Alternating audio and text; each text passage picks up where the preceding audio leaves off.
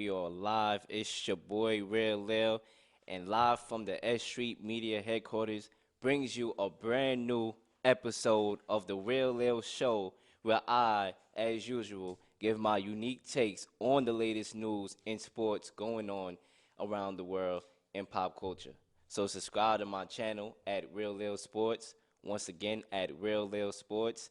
Follow my Instagram at real_Leel_sports, and follow S.STREET Media Instagram at S.STREET, S_street_media, and follow them on YouTube, which is S.STREET Media. So definitely do all that before you get into the show, because guess what, ladies and gentlemen? It's about to go down. We are back, and there's a lot of things going on in sports right now. The NFL divisional round is over.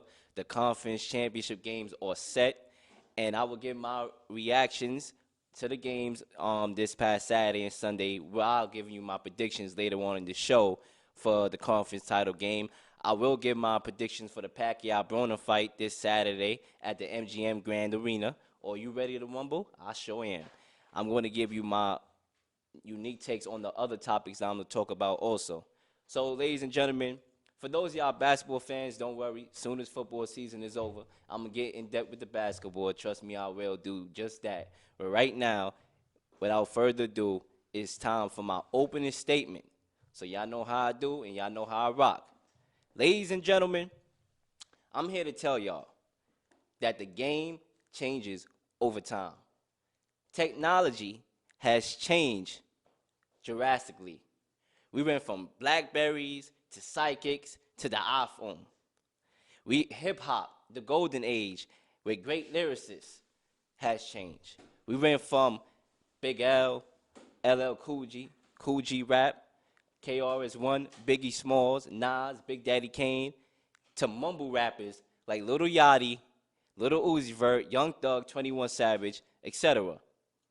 Back in the early 2000s, ladies and gentlemen, you could have sat right on your porch with your neighbors at night, past midnight, and ball at the park with your friends at that time. Now, by 10 o'clock, do you know where your children are? So, ladies and gentlemen, things has changed over time. And guess what? Sports has changed also. All right? Before, the norm in sports was that defense win championships. We all heard that saying before, if we are sports fans, that offense can win you games, but defense will win you championships. But as we look at it in this present day and age, right now, the top four highest scoring offensive teams are the last man standing in the playoffs. The top four. Number one, the Chiefs, who average 35 points a game. Number two, you have the Rams, who average 32.9 points a game. Then the Saints at 31 points a game. And then the New England Patriots at 27 points a game. All right? The teams with the best defenses in the NFL, like the Bears with Khalil Mack and the Ravens' suffocating defense, they're no longer in the playoffs. And the Chargers also, who has a good defense along with their complementary offense. They no longer in the playoffs, ladies and gentlemen. All right? I believe that the shift in this game, and the reason why we're looking at this like this now, is because the game has changed. The rules has changed. You can't even touch a player now on the offensive side. You're going to get flagged. Can't even breathe in his face. You're going to get flagged. So at the end of the day, because quarterbacks are being protected more and, you know, penalties now, the touchdown rule has changed, now you're going to have a scenario in which top four of the offenses in the league is going to be left in the playoffs. So I'm just saying, the game changes. The weather changes. Everything changes.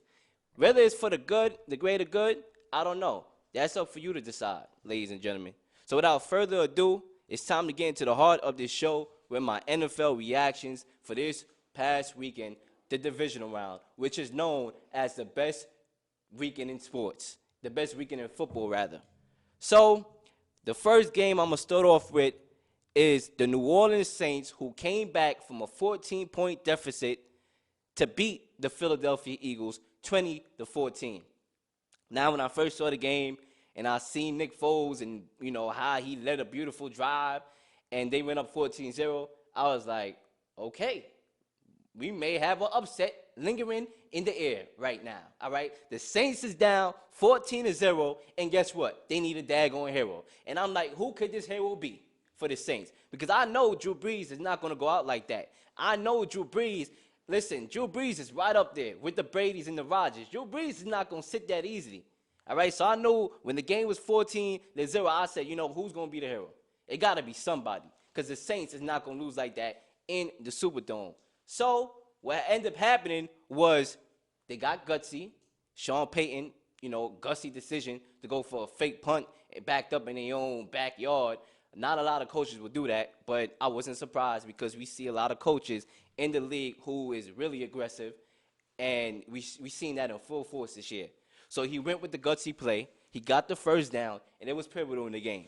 But my two players of the game in this game, all right, is from New Orleans. It's Michael Thomas and Marshawn Lattimore. Michael Thomas, ladies and gentlemen, he's a beast. He's a beast. He really is. I mean, let's look at his stats here in this game, ladies and gentlemen. 12 receptions, 171 yards, 1 touchdown. I mean, my God, what else do you want this brother to do? I mean, what else do you want this brother to do? Look at that, 171 yards in the playoffs. You know the playoffs. We all know about the playoffs, man. Guys that normally eat in the regular season, I mean, they nervous. They heart is out their chest in the playoffs. This guy put up 171 yards, catching everything in sight. Honestly, you could have threw a blindfold on. He still would have had that number. I mean, that's how crazy he was eating.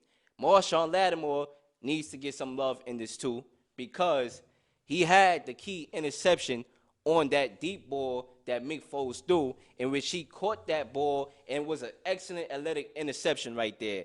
That changed the momentum because the Saints were down 14-0 at that point. So with that interception right there, it gave the Saints life. And that was all they needed, all right? That was all they needed to get back in this game. He obviously had the game-ending interception, in which we all know Alshon Jeffrey, a guy that's known as Mr. Reliable. The ball went right through his hands. The Eagles was driving to win the game. They were down 20-14. We all know about Nick Foles' magic. We all know about that. His magic ain't tragic, y'all.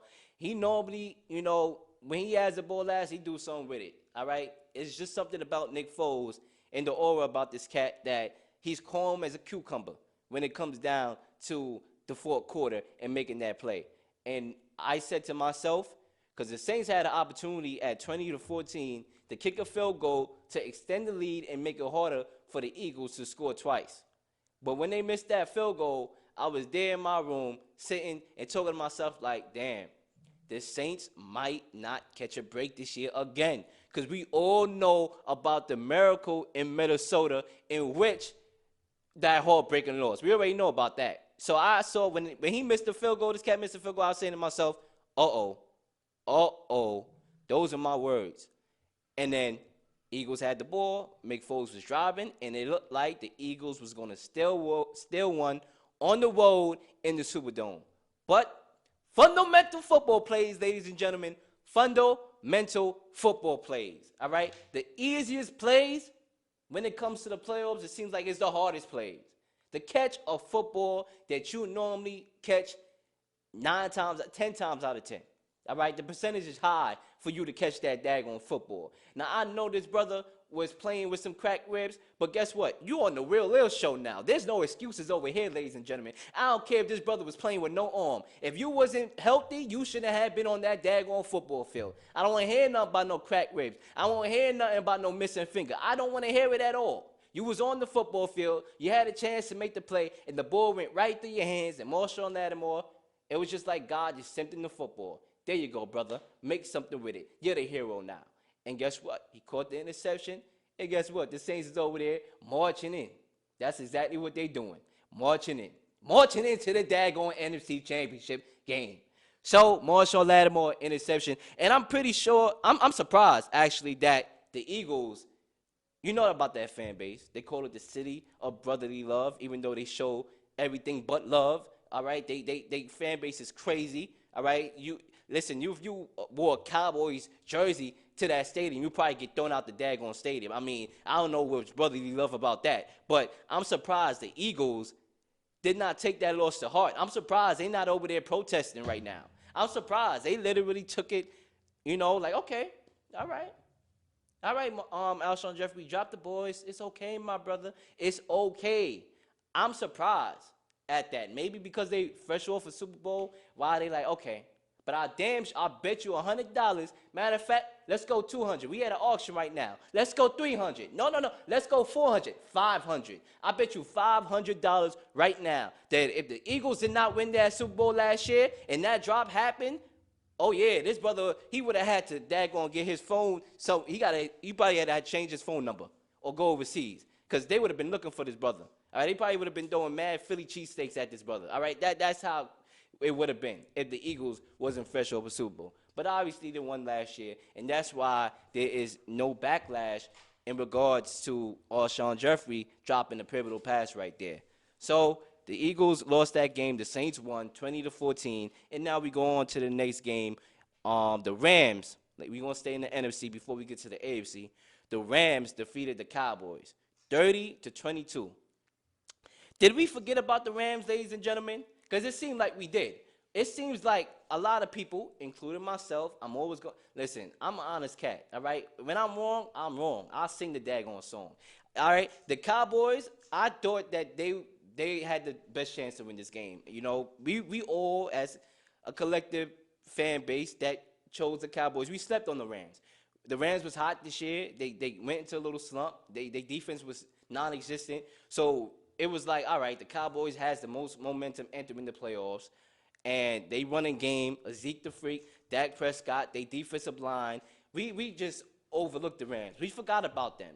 All right, we really did. They the Rams lost to the Eagles. They lost to the Bears in, unimpressive fashion. So we forgot about these cats. And these cats was ready to show the world that, hello, ladies and gentlemen, don't forget about us. All right? All I really want to say is they didn't really care about us and don't forget about us, okay? That's exactly what they did, and they showed up, and they won this game. And, the Cowboys, they had a good year. Nobody expected the Cowboys to get this far, especially how they started off this year. All right, they were, 2-5 at one point. We didn't expect this team to get this far.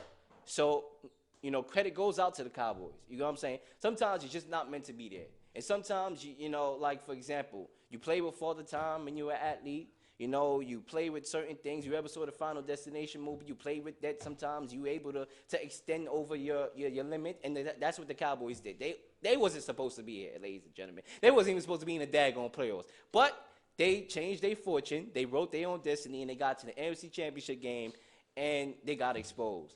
The running game for the Rams, I got to commend them. Matter of fact, my player of the game has to go to C.J. Anderson, all right? A guy that's been bouncing around like a volleyball. I mean, this guy was going from team to team. I mean, this dude, he really had no home until he came to the Rams, and in this game, the brother showed out. He showed out because we all know Todd Gurley, he's now getting back to form because of his injuries. So C.J. Anderson, they gave a lot of the ball, they gave him the ball a lot to do something with it, and he did something with it, all right? 23 carries for 123 yards, and 2 touchdowns. I mean, he did all the dirty work. All right, he was in the kitchen, ladies and gentlemen. He was cooking it up. He was chefing it up. All right, if he was a construction worker, he was in the landmine. He was doing what he was doing, okay? Carrying the ball 23 times for 123 yards and 2 touchdowns. Let's not forget about Todd Gurley. He did his thing too. He was getting his touches. He got 16 carries, also with 115 yards and one touchdown. The Cowboys' defensive line cannot stop a nosebleed in that entire game, ladies and gentlemen. All right? That was the strength of this team, the defensive line of the Cowboys. That was their strength, along with the running game. You all know about Ezekiel Elliott. But the strength of this team was the defensive line. And they didn't show up. And it exposed the Cowboys because now the pressure is on Dak Prescott. Is Dak Prescott the guy that Cowboys fans, in quotations, think is the next coming of Troy Aikman? Because that's in their world. I'm not saying that. I mean, they do have a few similarities, but I'm not going to say that. I'm not going to sit here and lie on the Real Leel Show when literally the title is the Real Leel Show. I'm not going to sit here and lie to y'all, ladies and gentlemen. That's not what I do. My days of lying is over, ladies and gentlemen. I'm as honest as they come. I don't need to lie for nobody. I don't need to lie for a goddamn thing, all right? So, listen, They exposed Dak Prescott. He started off the game good, all right? And I was like, okay, he's getting settled down. But when it came to the second half, this brother didn't show up. Ezekiel Elliott, I mean, credit goes to the Rams defensive line, who has been struggling this year. Their defense in general has been struggling. Credit goes out to them. They held Ezekiel Elliott to 47 yards rushing. 47 yards for one of the best backs in the league. You hold him to 47 yards.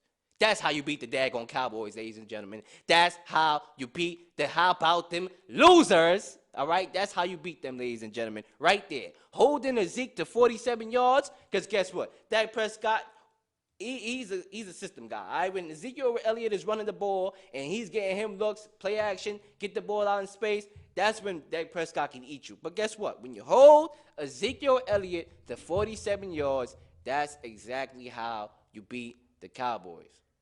And that's how the Rams did it. And they won this game 30-22 and are heading into the NFC Championship to play the New Orleans Saints. And I will give my predictions to end, towards the end of the show with that. Now moving on to the AFC side of things. We're going to go to the Patriots. The Patriots, ladies and gentlemen. Yes, the New England Patriots. All right, they steamrolled the Chargers 41-28 as Rivers cannot seem to beat Tom Brady. It's unfortunate for Rivers. I actually like Rivers. I think the guy, he's competitive as they come. He has an arm. He does what he does. He wins. But sometimes you just have your kryptonite. In basketball, you look at the Raptors of last year. Their kryptonite was LeBron James. Even before last year, that was their kryptonite. The Raptors, they were as good as a regular season team ever in the last couple of years. But when it came to LeBron James, he took their soul right out their chest, zapped it, all right? Just took it out. This ain't yours no more. And, it happens. Sometimes you meet your kryptonite. You could be as good as they come, but sometimes Batman had a kryptonite, okay? You meet your kryptonite sometimes. And that's what happens with Phillip Rivers when he played the Patriots. He meet his maker, all right? And credit goes to the Patriots here because the Patriots, listen, ladies and gentlemen, let me bring something to you, right? Let me get this glass of water, right? Hold up. Let me say this to you. What do you sports fans, sports aficionados, what do older folks need, all right? What do they need besides attention? What do they need? Rest, ladies and gentlemen. That's what older folks need. They need rest, all right? The talk was that the Patriots look old. Edelman wasn't the same Edelman. He looked shot. He was dropping balls. Gronkowski looked like a vegetable. The whole Patriots offense looked like snails and turtles, all right? They look old. They wasn't going to do nothing. That's what the norm was. But rest. That's what older folks need is rest. They got to rest their body. And with that bye that the Patriots had, they came out and they looked fresh and well-rested because they had the bye. And they had to play the extra game. So they looked well-rested and they looked ready to go. All right? That bye was able to give them a fresher look. All right? Fresher than the sneakers for my guy that clean sneakers, a sneaker guy. He was on the show. Nobody put us on. So contact him, 917-515-67635. Shout out to him. He cleans sneakers real good. And, the Patriots look fresh like that. Fresh like the sneakers that this guy be having, looking fresh right there. All right, shout out to him. But, listen, Brady looked fresh, 34 of 44, 343 yards, 1 touchdown. Edelman looked fresh also. 9 receptions, 151 yards. James Wright, 15 receptions, 97 yards. James Wright, this guy's not even a running back, literally. He is a running back. That's his position, but he's really not a running back. He's a wide receiver, basically. They gave him the ball 15 times as a wide receiver. This guy, let's not forget, this guy was what? If Tom Brady didn't have a spectacular game in the Super Bowl a couple years ago, he would have been the daggone MVP. So James White, he's fresh. He has fresh legs. Philip Dorsett caught a couple balls. He looked good, 47 yards. Even though that's not spotless numbers, it's still spotless for him because he struggles in the offense. Ladies and gentlemen, the Patriots look fresh. They look scary. Their defense showed up. Their defense really, really showed up.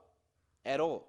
The Chargers were supposed to be this balanced team in the league. They were supposed to be this team that, defensively is a juggernaut, offensively is a juggernaut, and they couldn't get the job done, ladies and gentlemen. Phillip Rivers remains winless against Tom Brady. The Patriots defense looked really good. Brian Flores, shout out to him. Listen, I'm all for black men coming from nowhere to going somewhere. I'm all for it. Shout out to this brother Brian Flores right here, man. Brian Flores, shout out to you. From the Brooklyn Projects, all right? Listen, shout out to you, man. You doing your thing. You about to have a head coaching job when this season concludes for the Patriots. You're going to be the head coach of the Miami Dolphins. Shout out to this brother. Real talk. Listen, I'm happy when my guys make it. I'm happy. All right, when the black brothers make it, I hold up the fist. Black power, ladies and gentlemen. Shout out to this brother right here, Brian Flores. He had this defense ready to prepare to work. All right, he had them ready. They looked hungry. They looked fresh. They was doing what they needed to do. Something that I ain't see in a minute. But they came up, they showed up, and they have all the momentum on their side as of right now. Tom Brady and Bill Belichick continues to show why they are the GOATs in their positions. Listen, I know some people that sit here and lie in front of my daggone face. Lie in front of my beautiful face. I know people that sit here and tell me that Tom Brady is not better than Peyton Manning, is not better than Rodgers, is not better than a couple other quarterbacks. I know. I have people that tell me that and lie in front of my face, right? And to those people who think that Tom Brady is not the GOAT, you come over here and see me with facts, all right? I want you to list me 5 facts on why Tom Brady is not the GOAT to ever play this game. You could come up with Joe Montana, and you have a debatable argument, but you're going to lose. Why? Because I can come up with so many statistics. Ladies and gentlemen, statistically, mathematically, logically, whatever you want to say, Tom Brady is the GOAT, literally. The most playoff wins. He had more playoffs appearances than freaking quarterbacks have starts. Listen, it's just crazy what Tom Brady has been able to do. But I got to give a lot of credit to Bill Belichick. That sometimes I get overlooked. We have to share the love between these two guys, Bill Belichick and Tom Brady. We can't just say, well, Tom Brady wouldn't be here if it wasn't for Bill Belichick, or, vice versa, because obviously those are the two tandems, and it worked. That's why the hell they a dynasty still up to this day from 2001. All right, it's not one person, it's two. It takes two to tango. We all know about that. Listen, if it wasn't, let's look at the stats here. Bill Belichick got fired as a coach before Tom Brady came along. And Tom Brady was on the bench eating hot dogs before Bill Belichick pulled Drew Bledsoe out and put Tom Brady in. He was eating hot dogs. So when you look at it, Tom Brady and Bill Belichick, they just work good together. And they're going to be the best combo in NFL history. I'm not going to go in sports history, but it's arguable. You still have Jordan and Phil Jackson. You have a lot of tandems right there. But Tom Brady and Bill Belichick, what they're able to do, still to do up to this day, this is the worst team that the Patriots had in a long time. Has had in a long time, ladies and gentlemen. It's the worst team they had. And they still one game away from an appearance in the Super Bowl. As far as I'm concerned, they don't need to win this. They don't even need to win. Their legacy is already done. It's already completed. It's in the Lamb's Book of Life, ladies and gentlemen. It's written on the wall, all right? Ain't nothing going to bring it off it. That's just what I got to say about the Patriots and Bill Belichick and Tom Brady. Now moving on to my last game that I got to recap, the Colts and the Kansas City Chiefs. Ladies and gentlemen, the Colts failed to show up. I'm going to just give it to you cut and dry. Andrew Luck looked shot, literally. He wasn't doing nothing with the daggone ball. And I picked the Colts. If you saw the last episode, the special that we had at the 5 spot, I made a bold prediction. I thought that Andrew Luck was going to get it done. He showed me a lot in that Texans game. He looked like a professional. And I said to myself, he going to get this job done. But, hey, I'm not the one playing in the daggone football game. I'm watching it and talking about it on Wednesdays. So, at the end of the day, I have no control over a lack of performance and somebody showing up. This guy did not show up. He looked like he was a rookie. Pat Mahomes looked like he was a veteran. It can't happen like that. So, the Colts lost this game. But credit goes out to them. They're another team. Remember what I said early in the show? The Cowboys wasn't supposed to be here, but they ended up being there.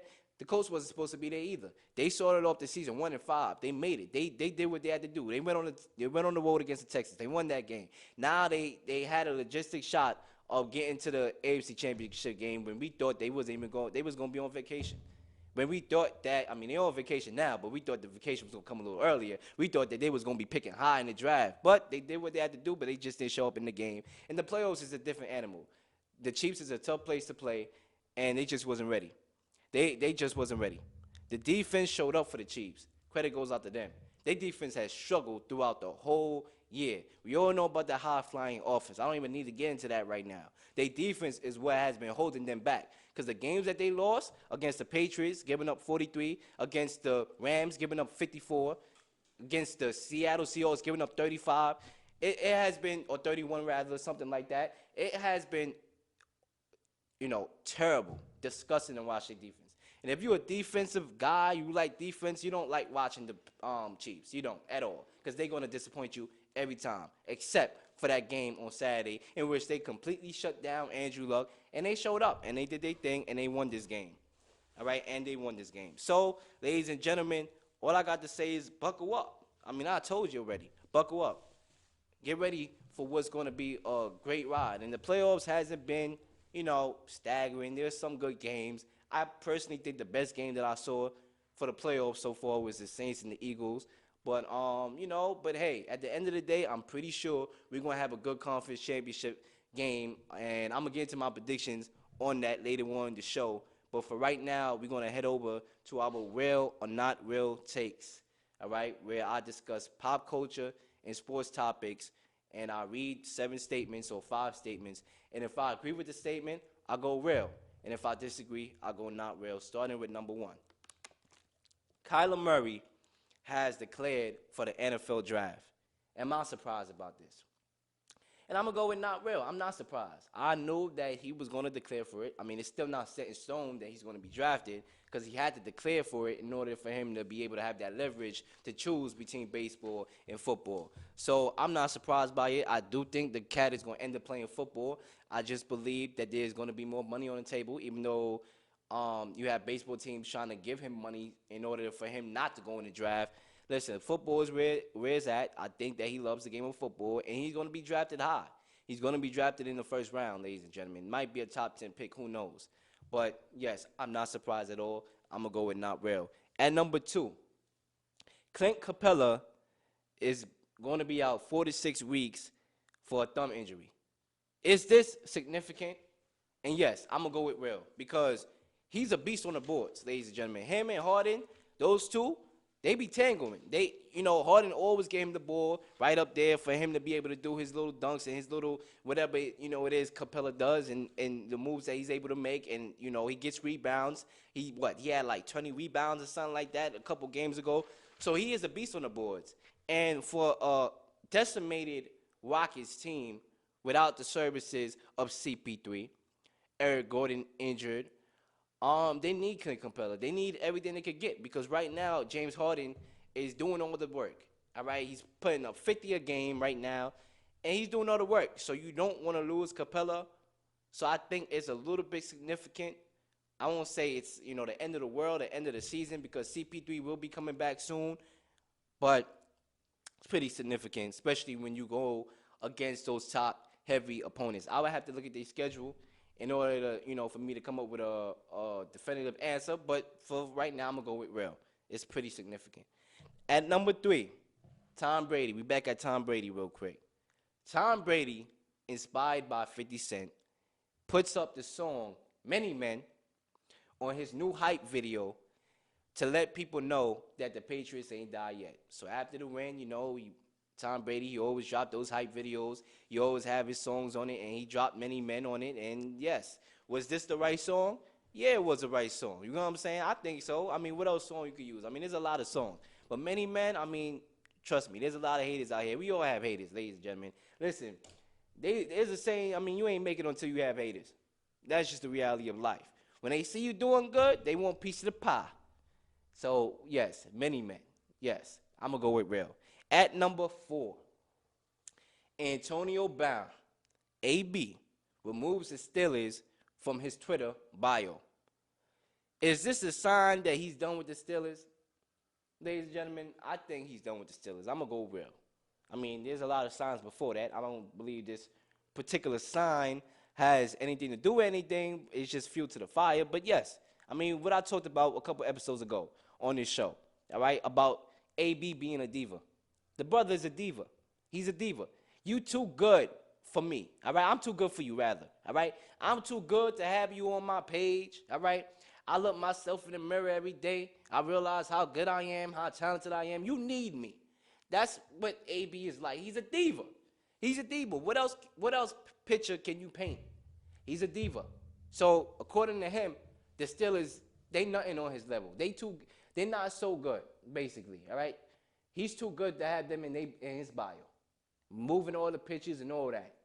All right? So I'm gonna go with real. At number 5. Clemson, on their White House visit, was greeted by McDonald's from the president with over 1,000 hamburgers from all 3 fast food spots: Wendy's, Burger King, and McDonald's. Is this enough to draw you to the White House? Hell no. You trying to kill these brothers. You trying to put chemicals in their body, man. Come on, man.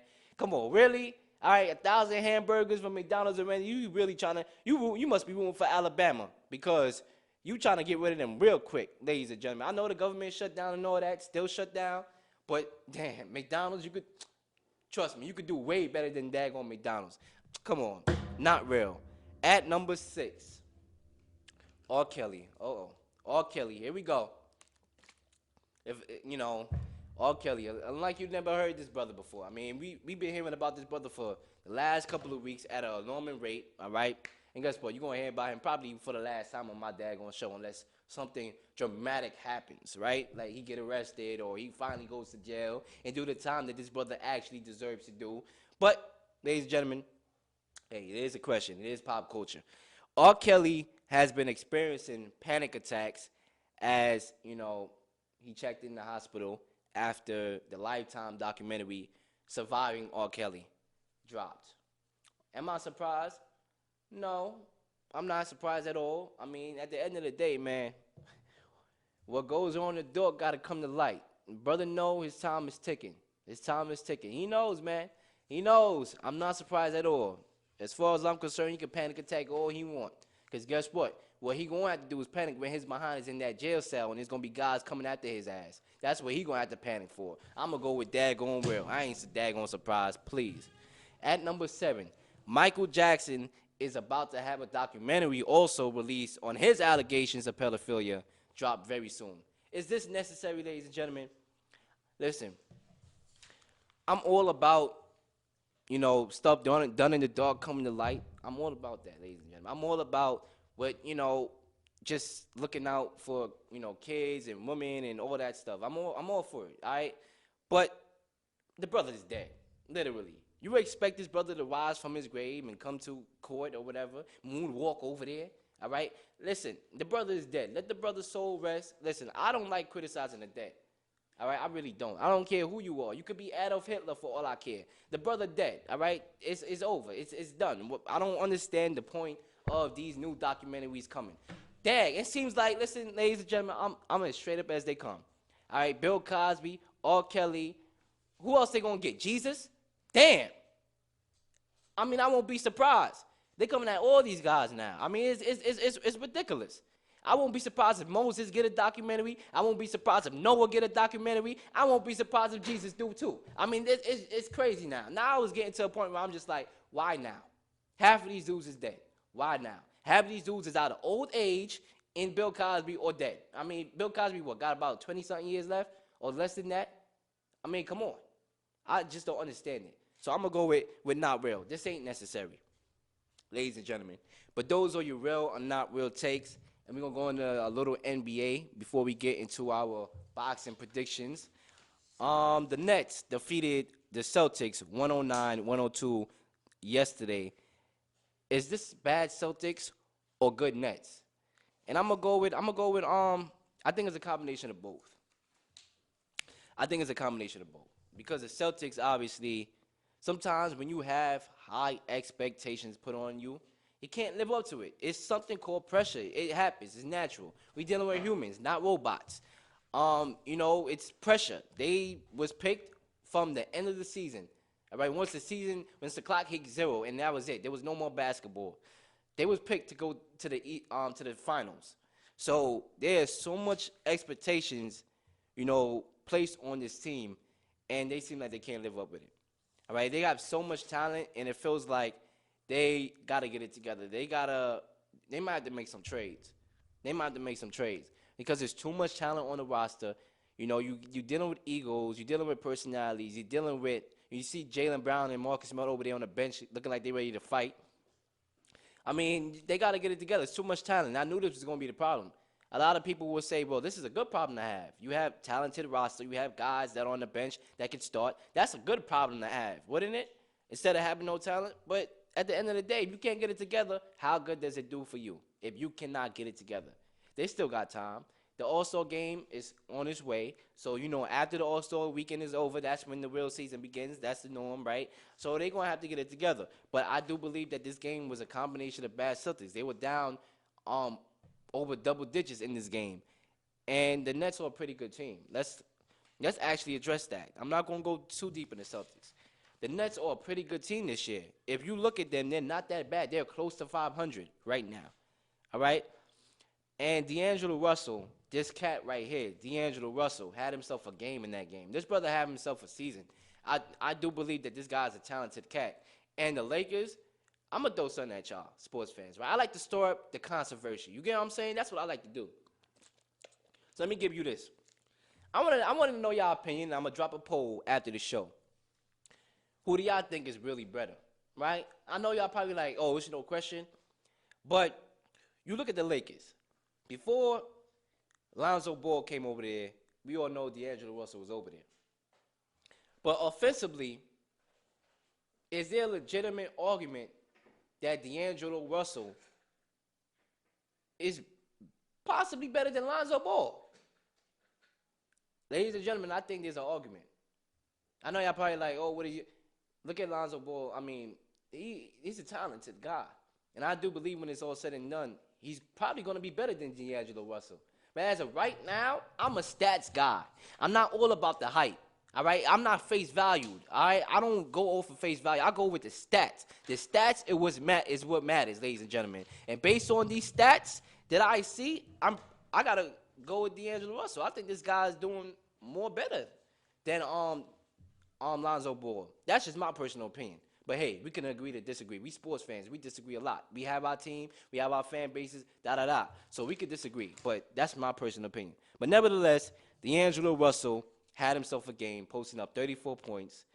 And the Nets are a really decent team. Karis LeVert, mind you, he's hurt. And he will be back before the season's end. So watch out for the Nets. I'm not saying they're going to go to the finals, but watch out. They could definitely compete against some of the middle teams in the East. Kyrie, before the game, he was calling out his teammates as the Celtics were struggling. I don't like that. I don't like you calling out your teammates, even though he didn't really come up with names. We all know that he was basically doing that. As a veteran, you have to know what a veteran is supposed to do, and that's not supposed to call out his teammates. It's supposed to bring them to the side and let them know, listen, you suck. All right, you got to get it together. That's what he got to do. But during a moment in the game, the fans at the Barclays Center, shout out to the Barclays Center, shout out to Brooklyn, born and raised, the fans was chanting, Kyrie's leaving, Kyrie's out. Do I believe Kyrie's out? I don't know. I just don't know. I don't know what goes in the mind that's not my mind. But I would say this. I think Kyrie should go. And this is why. I hate you with hot takes too, but I'm real with it. I mean, a lot of people like why Kyrie should go. I mean, the Celtics, they have a team that can last for the next 5 to 10 seasons, or 5 to 7 seasons rather. Young talented players, a good head coach, one of the best head coaches in the league. Why Kyrie should be out of there? When you think about it, the Celtics are struggling. They have too much talent. Obviously, it's going to be a load that this team is going to have to share amongst each other. All right, some guys are going to have to step back and let the other guy have a good night. But didn't Kyrie leave LeBron James because he wanted his own spotlight, ladies and gentlemen? Didn't he do that? Wasn't it LeBron James and Kyrie are guaranteed to get to the finals, but Kyrie left because he wanted his own spotlight? You got Jason Tatum, Jaylen Brown, Marcus Smart, Gordon Hayward, who's coming back to form. All these cats on that team who's struggling to get minutes. Isn't that why Kyrie left? So for far as I'm concerned, I mean, free agency, you got the Knicks, the Nets. Why not come over to the Knicks or the Nets, Kyrie, and let that team be your team? Because I'm going to be real with you. A lot of people is throwing the Knicks out there in free agency in 2019. But I will argue that the Nets might actually be a better free agency destination in 2019. Because right now, the Nets have a chance of making the playoffs. They might, if they, string a couple wins together. They could probably win, make the playoffs. And right now, what the Knicks is doing, they ain't doing nothing. It's not a guarantee that Porzingis is gonna come back to form. You got a nice group of young players over there in the Nets. And as far as I'm concerned, Brooklyn, put your lighters up, baby, because they might snag a free agent or two over there in 2019. I mean, why not? Why wouldn't you want to go to Brooklyn? The market is there, is good. The only thing you got to worry about is that traffic on Atlantic Avenue. But other than that, the Nets might be a better looking free agency spot than the Knicks, ladies and gentlemen. But moving on to boxing here, Manny Pacquiao will face Adrian the Problem Broner this Saturday at the MGM Grand Arena, Saturday night in Las Vegas, ladies and gentlemen. So I'm going to give you my predictions for that fight. And before I do, I just want to bring up a couple points. Pacquiao and Broner.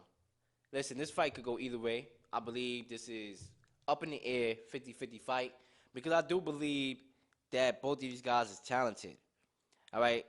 Starting with Broner, this guy, the potential is there for this brother. It's really there. I mean, people was calling him the next Mayweather. He obviously didn't, live up to the expectation to the fullest, but the talent is there. He's very good against southpaws. He knows what he has to do. It's just that sometimes he'll get in the ring, and the brother will look out of shape. He would look out of shape. He looked like he needed to go run some miles on the treadmill before he came to the daggone boxing arena. All right, sometimes he look out of shape. There's sometimes where I don't see the effort that I want to see from Adrian Broner. And I do believe the talent is there, but sometimes talent is not what gets you where you need to go. You got to have the effort along with it. Some people are lucky, some people are not. But as far as I'm concerned, you got to have talent, and you have to want it as much as your opponent does. And I haven't seen that in a while from Adrian Broner. And that's why you end up with losses, to guys that you probably are favored to beat. That's why Sean Porter beat you. Sean Porter the other day believed that Pacquiao's going to win this fight. He doesn't believe in Broner's power. But Broner never had a fight like this in his career. This is this is like easily his most toughest opponent yet and his best opponent yet. This is a lot for Adrian Broner. If Adrian Broner could walk out this arena, this MGM Grand, with a victory, that would do so well for this brother. This brother will be put right back on the map. So with all the stakes here in this fight for Adrian Broner, I do expect this brother to show up. Is it going to translate into a W? You're going to find out in a few seconds, in a few minutes. But I do believe this brother is going to show up. I do believe that he's in the gym. All I just want is for him to make it to Saturday, because he almost got arrested. He got arrested 2 weeks ago. I just want him to make it to the daggone arena first before, anything, because this brother could be a little idiot sometimes. But, at the end of the day, I got respect for Broner. I want him personally to win this match. Because, I like to see the black brother do his thing. You know what I'm saying? I just don't know why in the black community sometimes we hate on our own brothers. But, that's just life. I want to see the brother do his thing. But, at the end of the day, I'm going to keep it real. Moving on to Pacquiao here. Pacquiao, prior to his last fight, has looked old. Even though he got robbed against Jeff Horn, he still didn't look good enough in order to, make it as not obvious that he got robbed. But in his last fight against Lucas Matisse, in which he got the 7th round TKO, that was one of the best fights I seen Pacquiao fought in 5 years, per se. He looked really good. He looked fast. He was letting his hands go. And I do believe that he has to do the same thing here. He has to let his hands go because Adrian Broner, I want to see him do the same thing, and I'm not sure Adrian Broner is going to do the same thing. So Pacquiao can let his hands go. That's going to work out for Pacquiao. So the thing is here, what are we going to see? Are we going to see the Broner that we knew was there, the potential that Broner has? Or are we going to see it? Is he going to let his hands go? Is he going to go toe-to-toe and box? Because we all know he's swift. We all know he can move. We all know he's a good defensive fighter. We all know he's good against southpaws. But is he going to show up offensively? Does he want it? And then Pacquiao, is Pacquiao old? All right, I mean, the age, yes, he's old. But is he really old? Is he, struggling from father time? Those are the questions here. But as I'm about to make this prediction right now, and I'm looking at it, like I said, I think it's going to be a good fight, 50-50. But since I got to make a prediction right now, I think the safest bet for me is to go with Manny Pacquiao to win this fight against Adrian Broner, simply because I know that Pacquiao is going to let his hands go, and I'm not sure Broner is going to do the same. But I do expect Broner to show up. I do believe that this is going to be the best fight that we've seen Broner have ever. Because his last fight against Jesse Vargas, that was a good fight from Broner. I actually liked the way Broner fought. It was a draw, obviously, because he started up slow, but he picked up the daggone pace. Now, he cannot come off slow against Pacquiao, because Pacquiao will eat the brother alive. Pacquiao, he gets to the body. He let his hands go. He let his hands go, all right? Pacquiao don't play. So he cannot come off slow. So, but I just go with Pacquiao because I do believe that's the safest bet. But it won't shock me at all if Broner wins the fight. But once again, I'm going to just go Pacquiao. And that ends my boxing predictions. Now, to cap off this show, I'm going to give you my conference title predictions. As we all know, this Sunday, you have the conference championship games in the NFL. The Saints, the Rams, the Patriots, the Chiefs. And, I'm pretty sure if you're a football fan, you're going to be locked in. You're going to be tuned in. Whatever you got to do on Sunday, you're going to make sure you do it before 3 o'clock hits. I know I'm going to do the same thing. Whatever I got planned or whatever business or errands I got to do, it's going to get done before 3 o'clock. Matter of fact, it's going to get done before 2 o'clock because I got to get my robe on. I got to grab my seat in the living room, TV on the wall, HD. I got to make sure I'm set with my jersey on, rooting for the daggone Patriots. Tom Brady, we trust, ladies and gentlemen. Oh, yeah, it's going to be lit this Sunday. Football fans, get ready, buckle up. We're going to find out who's going to be playing in the Super Bowl. So, with the first game on the board, we have the Rams at the Saints, 3:05 to start off your conference championship games. The Rams, ladies and gentlemen, the keys to the victory for the Rams is that they need to run the ball effectively.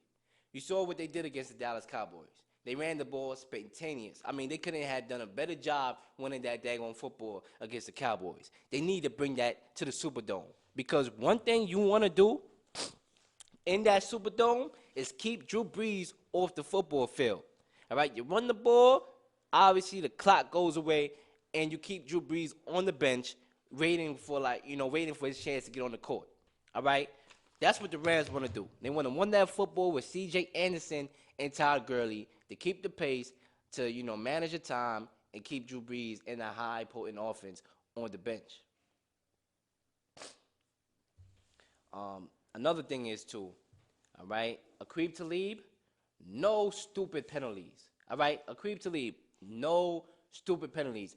He had a stupid penalty against the Cowboys in that last game in which, a pass interference, pushing the guy out the end zone, pushing him way out the end zone. I mean, that was stupid, all right? Literally, that almost cost them the game, all right? The Cowboys could have come back, literally, pushing the guy out for. I mean, no stupid plays from Aqib Talib, all right? Sometimes Aqib Talib act like a dweeb, okay? Aqib Talib the dweeb, okay? No stupid plays for this brother. That's another key for the Rams' victory. Marcus Peters, he got 8 the last time these two teams met. He got 8. 45-35. All right? That was the score in the first meeting. He got 8, literally. He got 8 like a Thanksgiving dinner meal. So he gotta show up. You saw him talking all that yin yang yo, with talking about Sean Payton was talking smack, and I'm gonna see him next time and this and that and da da da. He better show up. The brother better show up. Marcus Peters, especially if you're talking all that smack. All right. Aaron Donald and Ndamukong Suh, you're the big money guys. You gotta show up, especially you, Donald. You got the big contract. You gotta show up in this game in order for y'all to win. All right, the Saints' key to victory in this game is to stop the run, obviously, with Todd Gurley, the best running back in football. Got to stop that running game. You don't allow big plays in the secondary. The Rams had a couple big plays the last time they met. You want to limit that. All right, the defense of the Saints has been up and down this year. They showed up the year terrible. All right, the Browns nearly beat them. The Tampa Bay Buccaneers, who's been on vacation, decimated them. And then they had their moments where they made plays and they was good. So they can't be up and down in this game. They have to come out and play well and make the necessary passes. Tackle in space, Marshawn Lattimore, you're their best option. Eli Apple, yes, he improved since he left the Giants, but guess what? He ain't no daggone Giant. He will get 8.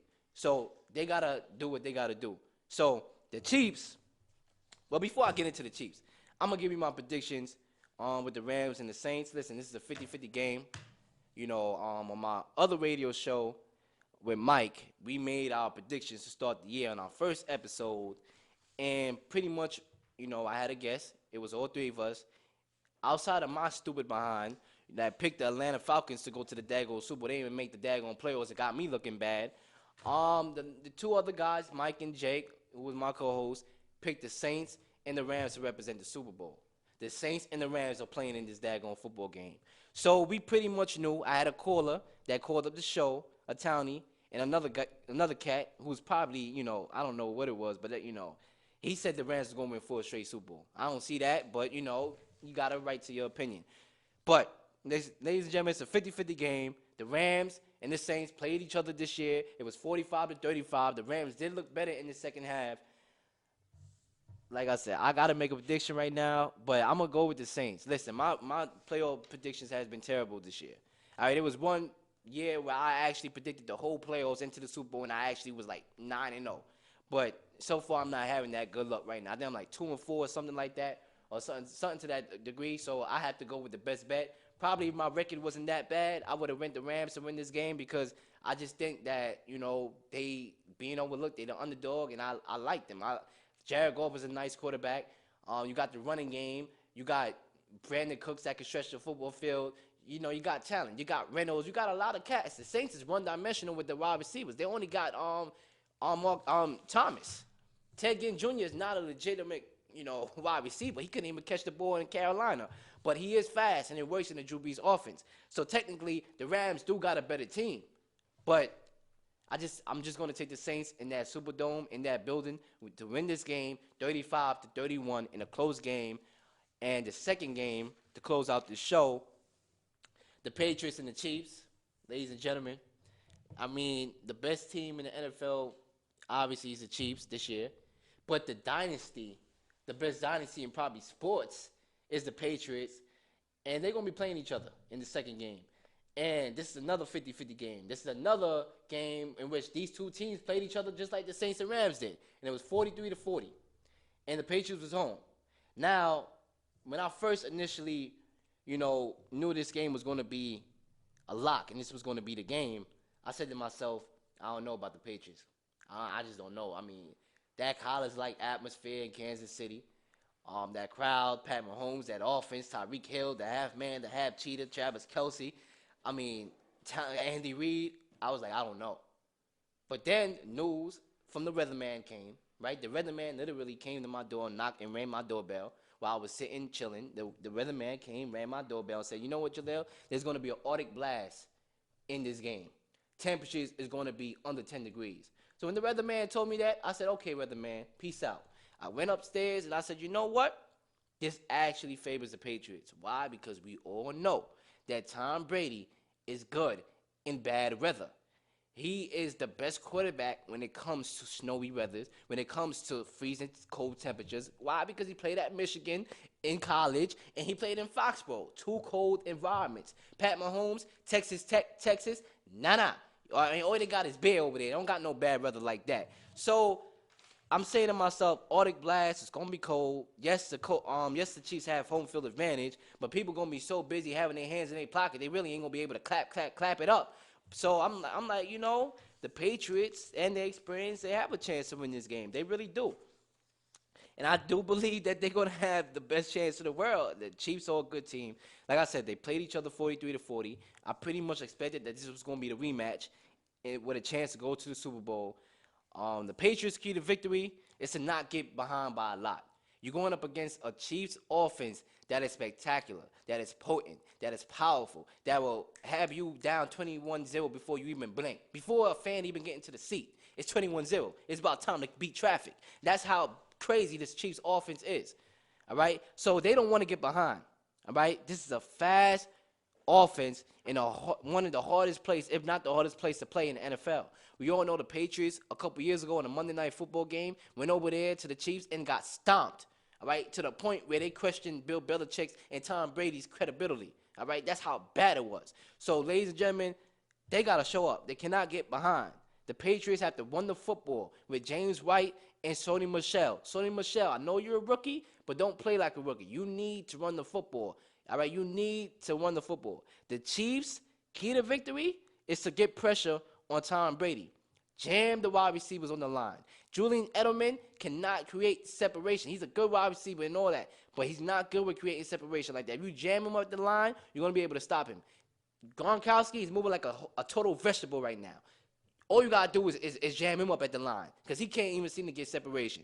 You jam him up the line, that's your key to victory. Jam these wide receivers on the line because they're not big physical wide receivers. These are guys that are flat guys that you get the ball to in space. If you jam them up, the Chiefs will have an excellent chance of winning this game. All right? Create pressure on Tom Brady. Tom Brady doesn't like to be pressured. All right? He want to sit in the pocket, find his wide receiver. Think about Giselle, his wife, who he's going to come home to at night. All right, that's what he likes to do. If you pressure Tom Brady, you're going to be good, the Patriots, all right, because he doesn't like to get hit. He's an old guy. He doesn't want to get hit. You don't want to throw him off. You want to throw him off his game. So those are my key to victories for both teams. But when it's all said and done, final score, predictions on the Real Leel Show. Ladies and gentlemen, like I said, I was going to go with the Chiefs to win this game at first. I was going to do something that would have paid me to do on this show because I'm a Patriot fan. I've been a Patriot fan since 2007, Tom Brady and Randy Moss, and I never left that team because when I started watching sports, I started watching football rather, it was Tom Brady who I saw, and that's who I stuck with.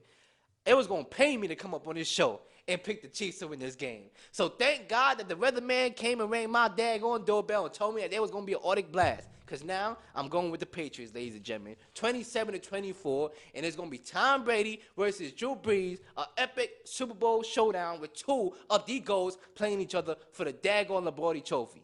All right, ladies and gentlemen.